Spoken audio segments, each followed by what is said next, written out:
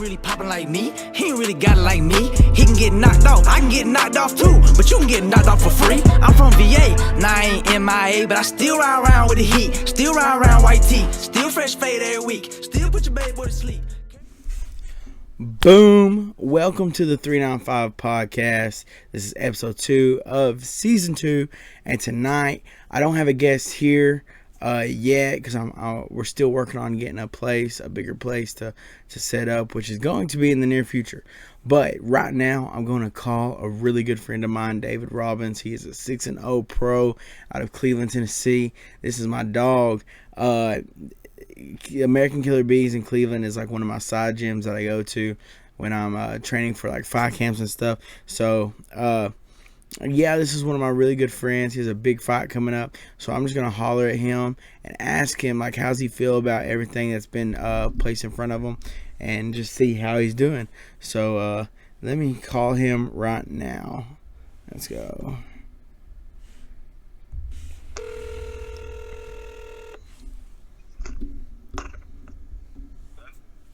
Hold on one second. Let's see. Hello? What's up? Oh, what's up, man? How's it going? Doing good. So check it. We are live right now. Not really live. It's pre-recorded, but it's live. It's live to me. So you have a big fight tomorrow. We're all pumped. And I'm going to let you introduce yourself just because I feel like when people do like these talk shows and stuff, they never do it justice. So I decided when I'm done my podcast that I was going to make sure to let them say what they need to say. So I'm going to let you just take about a minute or two and just tell everybody, you know, where you train, how long you've been training, and just your background and stuff. Cool. All right, what's up, guys? My name is David Robbins. I'm from Cleveland, Tennessee. I fight out of American Killer Bees, which is a gym that I also own and I'm the head coach at. I've been training for about 14 years doing Muay Thai and Jiu-Jitsu. I've done martial arts my whole life. Started with karate and the Taekwondo, you know, like the little belt factory gyms. Did a little bit of boxing in Macon, Georgia when I was 14. And then when I was 15, I started Thai boxing and Jiu-Jitsu. Awesome. So listen, when I seen that you was fighting Damir, you know the first thing that popped in my head was?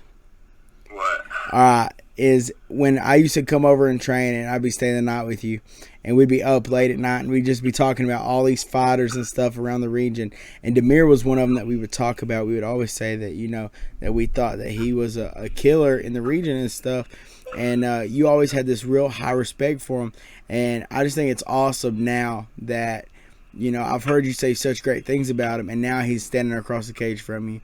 It's like one of them things where you ever see those memes where it's like when your heroes turn into your rivals? I'm not saying he was your hero, but I do think it's awesome that we used to talk about him all the time. And when you was helping with Valor, you know, you was real high on Damir, and now he's your opponent. So I think that's awesome. So, you know, what does this fight like mean to you as far as, you know, your opponent and stuff? You know, this is a very important fight for me. To me, Damir is the best guy in the region. I don't think there's anybody that can hang with him, or not around here.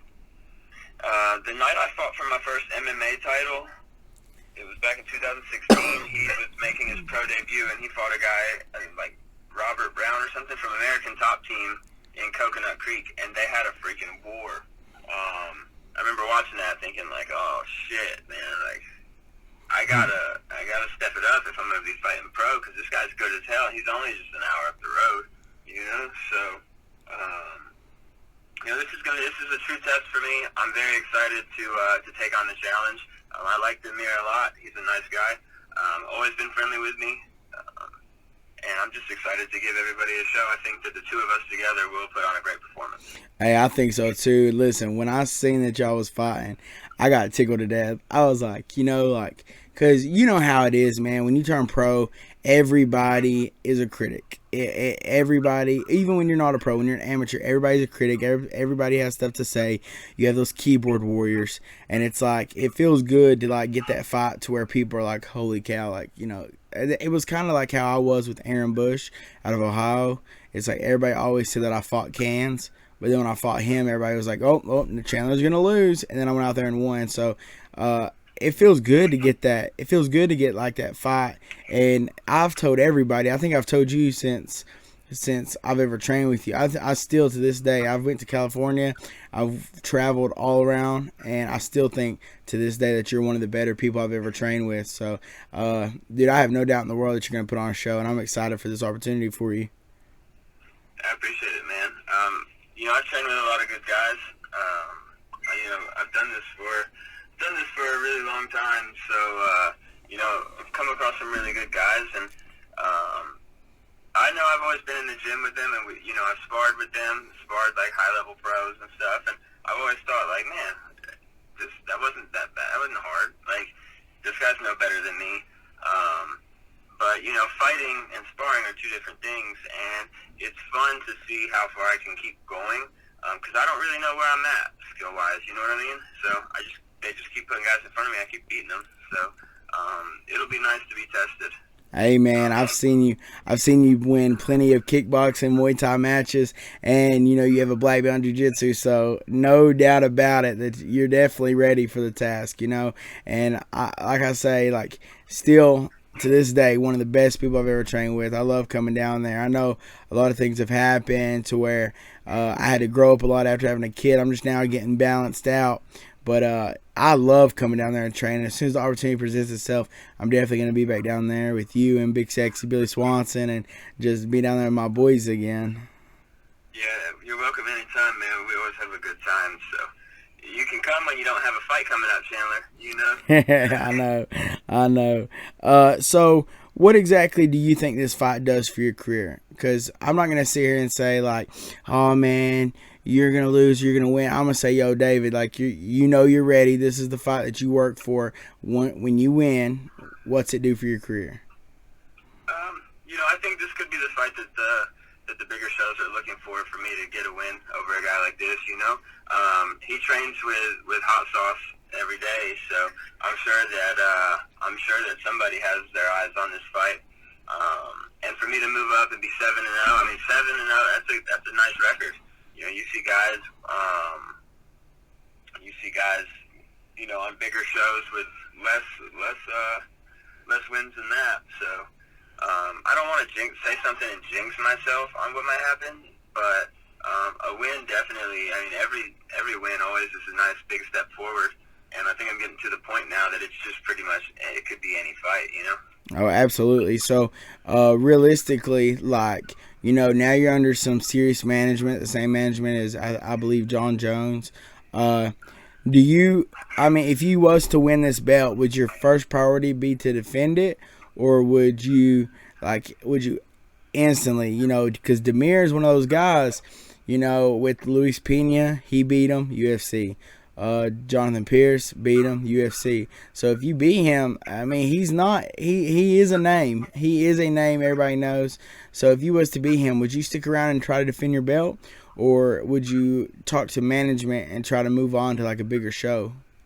So I've already got the belt. This is title defense number 1. Okay. Yeah. I fought Charlie Alexander for it back in Nashville. Okay. Back in October. So I've got the belt now. I'll defend it if I don't get any offers, but I'm always shooting for the UFC. I want to fight for the best promotion in the world, and that's the UFC, and that is going to be the first big. That's what I'm waiting on. Right. Everybody I want to shoot for the top. I've had Bellator offers before, but you know what happens? The opponent won't accept me. It's happened 3 different times. Right. Hey, and it's crazy. It's crazy because everybody's like, Bellator pays well. Bellator pays well, and it's like, man, at the end of the day, it's not always about the money. I want to, at the end of my career, I want to be able to tell people that I competed with the elite, the best in the world, and I think the UFC is definitely that promotion, hands down. You see too many fighters ranked 6th, 7th, 8th go over to Bellator and win titles. So I agree with you there. So talking about the UFC, the UFC has a big fight pay-per-view coming up this weekend. I think it's UFC 20. I've been calling it 24/7. I think it's 247, but I've been calling it 24/7. And the main event is Dominic Reyes and John Jones, arguably one of the greatest fighters of all time. How do you think that fight plays out? I think John Jones comes in and does his thing, man. I'm a big John Jones fan. I like him. You know? I am too. I think that he's lived the life that a lot of people have lived, and they stay in the closet about it. And I he hasn't. He ain't afraid to tell you what he's done. And I think a lot of people, they can't say anything about his fighting, so they have to attack his personal life. So exactly. I've always been a John Jones supporter. It's like you have to dig at him because you don't want to fight him. Right. Because he's a monster for sure. I like his swagger, man. The guy goes. I like the way he gets down. Yeah, absolutely. There, like you said. Absolutely. So, if you was to go to the UFC after this fight, or in the near future, what is one current lightweight on the UFC roster that you look at and you're like, I would want to fight him? That's an easy one, bro. Conor McGregor. Absolutely. I want to fight the Irishman. I want to get me a nice big check, and put him on his ass too. Fuck, the shit talking that fight would be amazing. And I mean, yeah. I think that was a silly question. I don't know who would not want to fight him. You know what I'm saying? A great payday. You know it's going to be an exciting fight, and you know it's going to be an exciting build-up unless you're Cowboys. I wasn't a big fan of they trash talk when they weren't fighting, but then they didn't trash talk, when they had a fight. So that kind of threw me for a loop. I wasn't a big fan of that, but it is what it is, and I think Cowboy knew.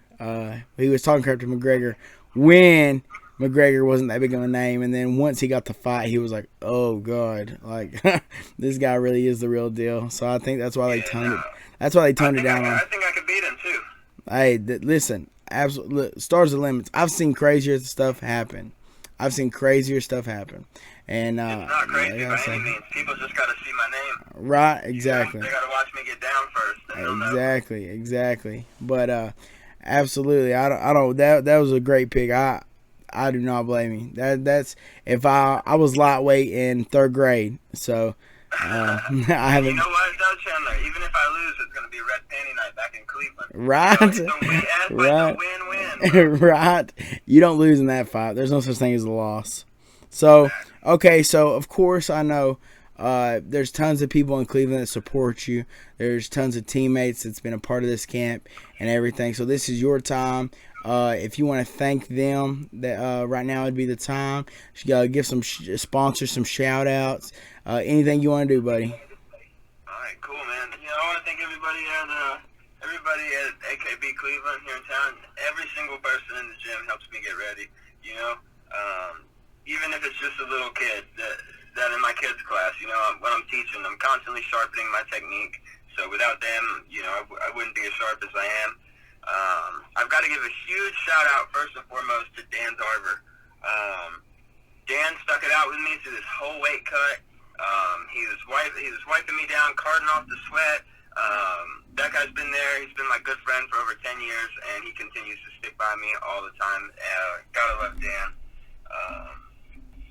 And then another shout out I usually do. Shout out for Tony Casey and Billy Swanson. They've been helping me on my wrestling, man. That's what I've been doing a lot of this camp. So I'm super excited to show some things off there. Now, as far as sponsors goes, I want to thank Glacé Cryotherapy down in Chattanooga. They keep me fresh, keep my body feeling nice. BW Sign Masters, Oldham Strong, Spurgeon Signs, and Regenerative Complete. That's my dad's new practice up in Knoxville. It's off Kingston Pike. So if anybody's in the area, they do cryotherapy. They do all different kinds of medical treatments to keep your body feeling right. Shout out to Matt Weibel with First Round Management. That's my agent. I know he's looking out for me. He's going to push me into big things here very soon, so just keep watching. You'll see. And then also, lastly, thank you to Israel Gomez, my jiu-jitsu professor. He's always been supporting me since before I was even fighting pro. The guy's always got my back. So the GOAT. The GOAT. Israel's the GOAT. But absolutely, man. And you already know the deal. Tomorrow after the fight, you know you're going to get a phone call from me. It's just how it is. I'll talk to you tomorrow. I don't believe in luck. I believe in skill, and I think you have all the skill in the world. So good luck. I love you, and big thanks for you tomorrow. Hey, one other thing, Chandler, I completely forgot. I want to give a shout out as well to Moon Cosme and Ben Sargent. These guys are going to be coming in, working my corner tomorrow, and they're going out of their way to do this for me to make sure I get a win. So thank you very much to those two guys as well. Oh, Willis, that's my dog too. I'm gonna get him on the show too. But absolutely, man. Like I said, best of skill tomorrow. I have no doubt in my mind that you can compete with anyone. So I love you, brother, and go get the job done. Okay. Yes, sir. I'll get it done. All right. See you, brother. Thank you. Bye. All right, guys. So David fights tomorrow for Valor. His opponent, Damir, I don't even know how to pronounce his last name, so I'm not going to. But he is a tough opponent. This is no doubt. I think David knows that, but I know how good David is. So David's not shy to. He doesn't shy away from competition. He's caught out some of the best fighters in the region, and sometimes people look at him like he's crazy, but you just have to know David. He's a wild man. So like when he says that he's getting down, dude's literally getting down. So I'm tickled to death for him and this opportunity. And I can't wait to see the great things for him in his future. Even tomorrow, I have no doubt like he's gonna go perform. But like I've done before in the past, you go out there and something happens, it doesn't even matter. Like this dude has the skill set to compete with anyone in the world. So dude has a bright future. Check in tomorrow and you'll find out exactly what I'm talking about. Dude is a freak, and I'm glad to call him one of my good friends. So this is episode 2 of the 395 podcast. I'm glad that y'all were with me. Subscribe, share, comment, like. Let me know what y'all want to hear about. Let me know who you want on the show. Let me know all those things, and I will definitely get them on here. This is just the beginning. I know season 1 was real short and stuff, but I'm going to take this serious, and hopefully I can bring y'all good content and just move forward from here. So everybody, 395 podcast, Team Cole as always, and much love. Subscribe to the channel. Don't play with me. Spray right around, mask on, ass out, Adderall, blast off, no one get a fire on me. Make a little bit, pass out, go and bring the racks out, make it keep an eye on me. Keep around till she lash out, go and take the trash out. I don't need a vibe on me. Turn your home into a trap out, go and bring the packs out, bitch, tryna spy on me.